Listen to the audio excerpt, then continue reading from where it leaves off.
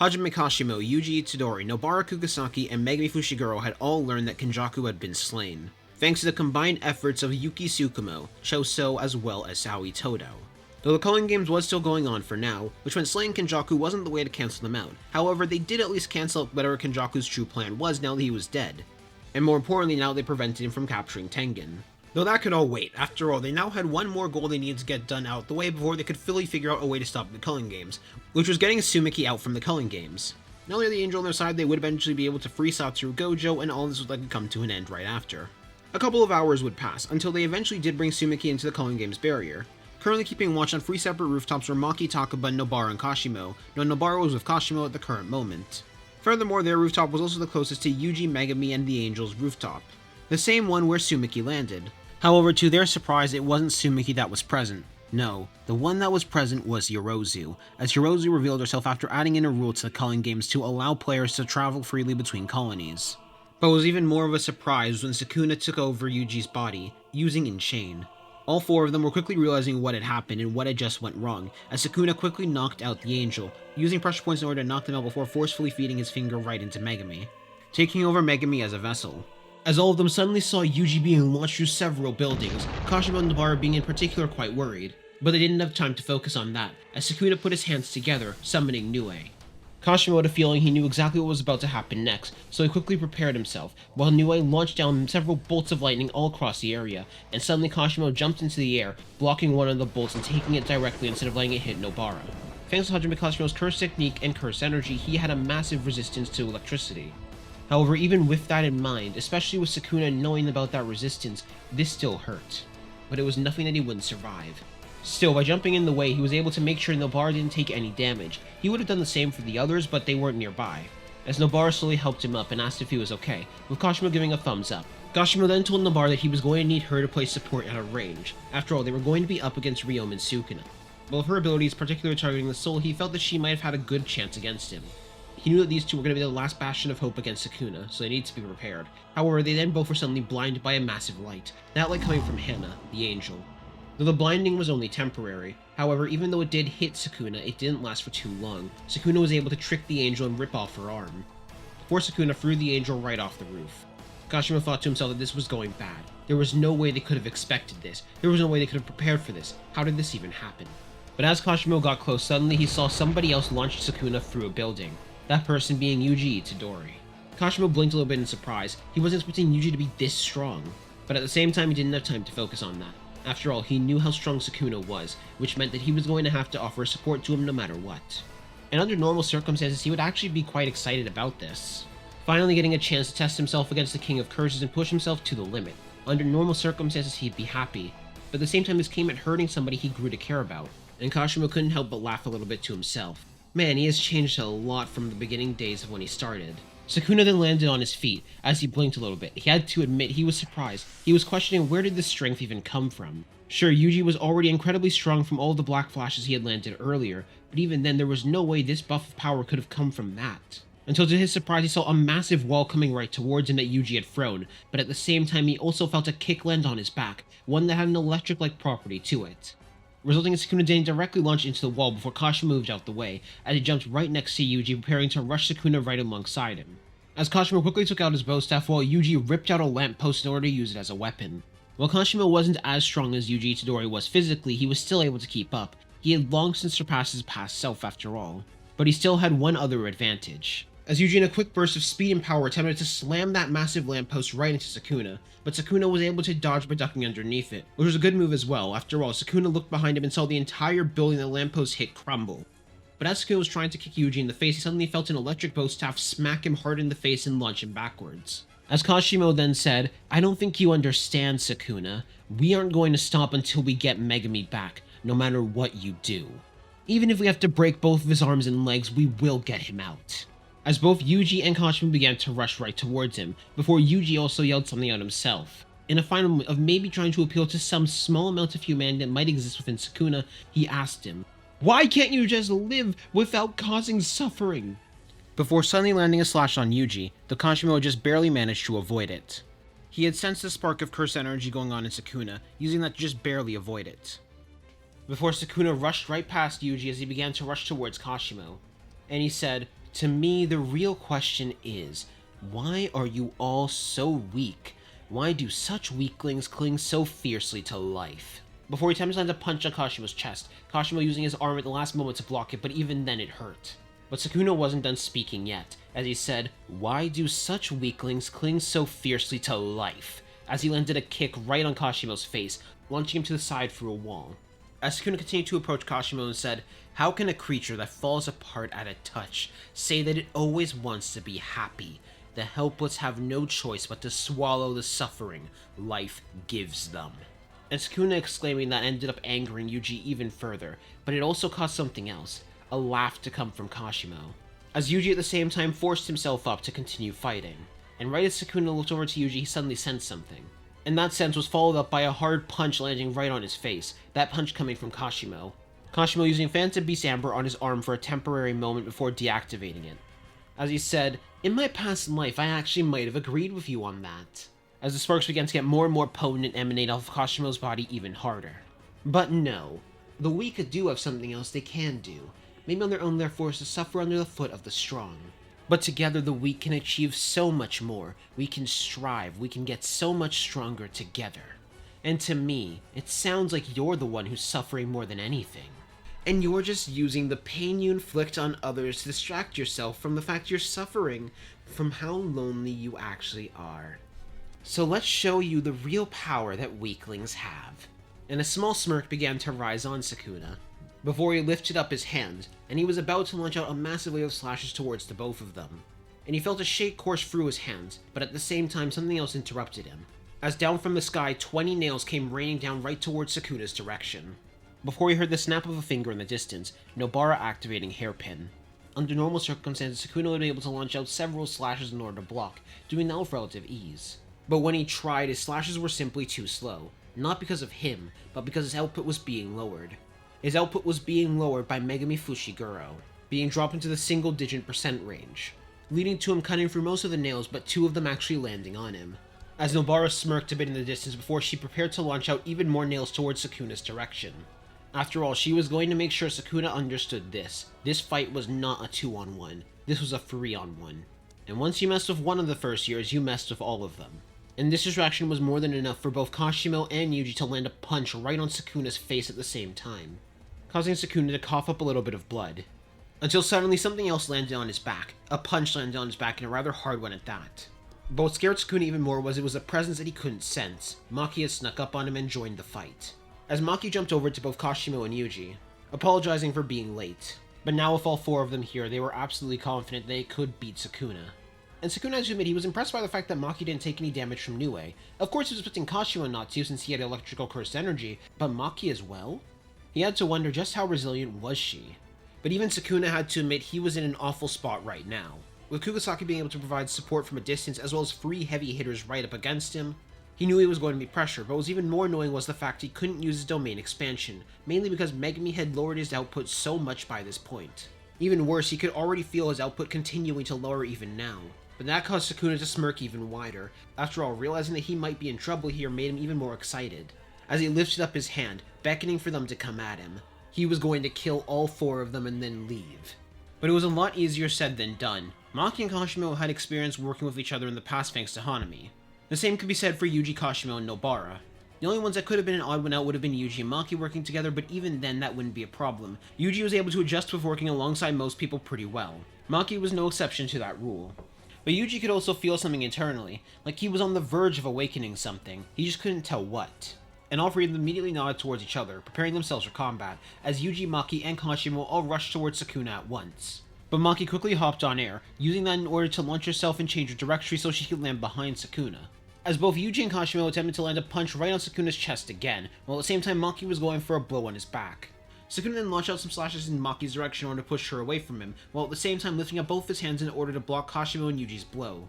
But even when Sukuna caught Yuji and Kashimo's arms, they still ended up pushing his arms back a little bit more. But what was even more surprising was the fact that Maki was able to perfectly duck underneath the slashes, dodging them before she launched herself up, using the momentum in order to land a hard kick on Sukuna's back, forcing Sukuna to let go of Yuji and Kashimo's arms.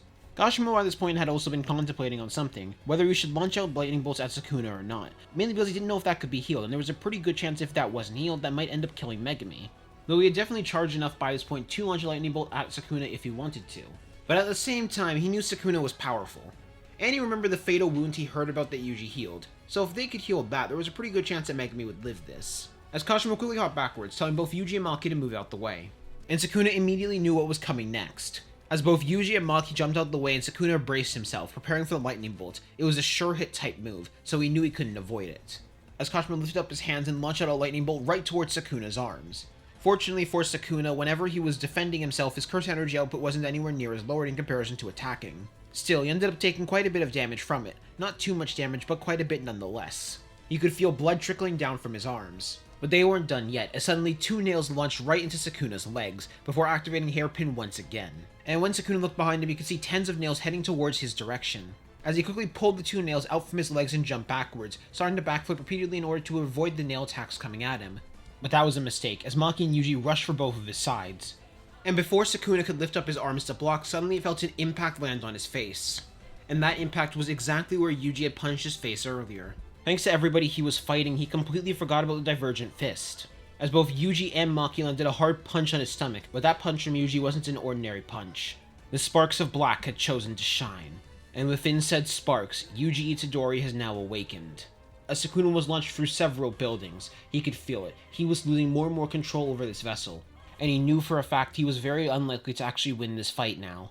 But he had no escape option. There was no way they were going to let him escape. The only real option he did have was actually killing all 4 of them at once. But now there was something off in the air as well, as he could feel it. Yuji Itadori is now awakened, making him that much more powerful in comparison to before, not to mention with Kashimo and Maki there on the field as well, especially with Kashimo's annoying electricity ability, and Nobara being somewhere firing out nails from a distance. This was getting more and more unlikely for him to win. But quickly you saw Kashimo, Yuji, and Maki rush right towards him to continue on their next assault. They didn't give him a second to breathe or relax. However, Sukuna had more than enough time to realize something else. His output only went down massively whenever he was attacking one of his comrades. So as he saw all 3 of his opponents approach him at once, Sukuna placed his hand onto the ground and immediately activated Cleave's spiderweb, leading to both Maki and Kashimo jumping high into the air in order to avoid the attack. However, Yuji continued onward. Despite the pain he was enduring from that attack, he managed to continue on. As Kashimo and Maki both landed on Sukuna's sides, and they each attempted to land a blow on him, but Sukuna was able to catch both of their blows. However, this time something odd happened. Sukuna felt a slight bit of a stun. Under normal circumstances, he wouldn't have been stunned by Kashimo's electric curse energy, mainly because of Sukuna's output just being far too high. And Kashimo realized that as well, as he internally thanked Megumi. He had a feeling that Megumi was responsible for this. And finally, Yuji closed the distance between the 2 of them, before punching Sukuna hard in the stomach, but he didn't let Sukuna go that easy, as he moved his hand onto Sukuna's chest, before launching out a slash at direct contact on Sukuna, using Cleave right on his body. He had now awakened the curse technique of Ryomen's Sukuna. And that final amount of damage was all that was needed, as the tattoos began to fade, and Megumi took back control. Sukuna's soul was suppressed, and now Megumi was the one fully in control, before he passed out from the pain and damage he had taken so far. Around this time, Urame arrived as well, as they contemplated for a moment of getting involved, but they realized if they did, they would definitely die. But Sukuna wasn't dead, no, they just had to readjust their plans. At least that was what they thought. So without even being noticed, Urame managed to escape. The group completely unaware of the threat that they had managed to avoid, as eventually they headed back over to Hana in order to help treat her wounds. Though now they were in a bit of an odd spot. Megumi was now the vessel of Ryomen's Sukuna, and they honestly had no idea how to remove Sukuna yet, but maybe there might be a way, who knows. But for now that could wait. They had a much bigger priority on them, which was freeing Satoru Gojo from the prison realm. So they returned back to Jutsu High in order to drop back the news. And all of them were rather excited and happy to hear this. After all, Kenjaku was dead, Sukuna's plan was prevented, and now we no longer had any cards left. And they had dealt with most of their loose ends. The only loose end they had left was freeing Tsumiki. But once they got Gojo out the box, that would be done and easy. Especially considering they did also have another special grade, or 2 special grades with them. Those 2 special grades being Yuki Tsukumo and Yuta Akotsu, which led Yuki into asking Yuji in order to help her out when it comes to soul research. After all, if those 2 put their minds together, they could easily figure out a way to both free Tsumiki and free Megumi. That was something that she was certain of. As the angel then performed Jacob's Ladder on the prison realm, using it to free Satoru Gojo. At first there was nothing until they felt a massive earthquake, as suddenly someone appeared right in front of them. Someone they all recognized very well. The strongest sorcerer alive, Gojo Satoru. With a worried face right now, after all, he was immediately looking for Kenjaku, but he couldn't spot him anywhere. Though the worry that he was feeling was immediately lifted. After all, he was informed by them that they had managed to kill Kenjaku. Then he learned even more news which caused him to feel proud. The fact they managed to defeat the Culling Games, and more importantly counter Sukuna's plans before it could get really heavily off the rails. Who knows, some of them could have died. But Gojo was also quick to learn that not everything had gone perfectly. After all, Tsumiki had been taken by one of the sorcerers, her body taken over by Yorozu. And now they were going to need to find a way to free Tsumiki and get her back. And while Yuki and Yuji got to work on that, Gojo told them that he was going to go capture Yorozu. After all, it would be best to not have a loose end like that. And while Gojo definitely wanted to celebrate and have a reunion, he knew that would have to wait. As Gojo then clamped his hands together and teleported away, leaving everybody else to mingle with each other and talk. Kashimo and Nobara were currently thinking on how they could really help, though right now they honestly didn't have a way they could. Neither one of them were experienced enough when it came to the actual soul itself. Megumi was currently working alongside Yuji and Yuki more so as a test subject than anything. After all, dealing with Sukuna and removing him was currently one of their priorities. Though they did also have to deal with Sukuna actually talking, however, they did gain some bit of information. The main reason why they even had hope that this could be possible was because of what Sukuna did in order to transfer bodies. Sukuna had shown that there was a possible way to split your soul and move it to different bodies. After all, that was how he was able to move over from Yuji's body to Megumi's body. Without that, they wouldn't really have hope about this at all. Leading to coming up with a deal with the Angel. The second they removed Sukuna's fingers from their body, they were going to use the Angel's power in order to kill Sukuna once and for all. Kashimo and Nobara looked over to each other and they decided that since they really didn't have anything better to do, they might as well just start preparing things in order to make things easier for their allies. Such as meals to bring to them, those types of things. And while Kashimo and Nobara were tempted to start training against each other, considering the battle they had just went through against Sukuna, if they were being honest, they kinda wanted a little bit of a break from fighting for now. Maybe tomorrow. And it didn't take long for Gojo to get Yorozu. After all, while Yorozu was certainly a strong Heian era sorcerer, they were definitely not someone who could match the strongest of the modern era. The harder and more certainly annoying part was going to be keeping Yorozu knocked out. After all, Yorozu wasn't going to willingly give up this body, so they needed to figure out a way to remove her while keeping her knocked out, which is the advantage of having Gojo here. Every time Yorozu woke up, she was just knocked out by a punch from Gojo. And with the brains of both Yuji and Yuki working together, alongside Aoi Todo and Megumi offering some advice, even though Megumi wasn't too helpful, they were able to figure out how pretty easily. It took them about 2 weeks of research in order for them to figure out how to properly remove a vessel from the body, leading to them removing Yorozu from Tsumiki. However, this did also have some other effects. Tsumiki's body was still altered, not to mention the fact that Yorozu's curse energy, Yorozu's control, and most of all Yorozu's curse technique was now engraved into her. Tsumiki was now a sorcerer, one with an amazing amount of potential. But another person who benefited was also Megumi. After all, Sukuna was also removed from him, leading to Gojo going on a hunt, in order to find the remaining fingers. And at one of the fingers they found, they ended up finding someone else next to the finger. A young person that had white hair with red highlights. That person was Urame, though they were actually unaware of who Urame was. After all, they had forgotten to mention Urame to Gojo, especially since they never physically encountered Urame and only Choso knew about them and mentioned them, leading to Gojo not thinking they were a threat. However, they were completely wrong because Urame actually did try to attack them. Gojo found that weird, leading to Gojo punching them in the stomach and sending them flying through a wall, as he picked up the final finger and teleported away, now having all of the remaining fingers and giving them over to the Angel, which led to a poetic death for the strongest of the Heian era, a man who had no connections whatsoever, who only strived in combat, who only saw meaning in combat and consuming others and making others' lives hell. He ended up dying, not through any battle, not through any final fight against someone who could satisfy him. No, he died as fingers, in his most pathetic state, dying as a precautionary tale to those who seek strength above all else. Urame was quick to follow after. After all, they realized that Sukuna was dead. They realized that Sukuna was dead and had nothing left to live for, so they decided to take their own life as well.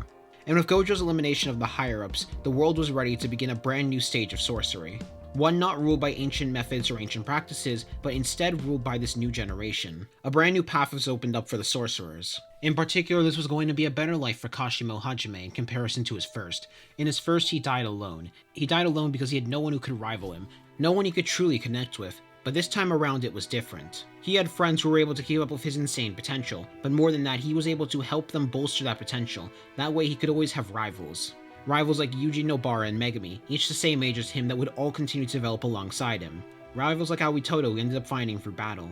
And now who knew what the world had in store for them next? But whatever it was, Kashimo was going to face it alongside his allies. No, alongside the friends he had made on his journey. As Gojo looked on proud to his 4 students, he was certain one day they would eventually surpass them. It was just a matter of time.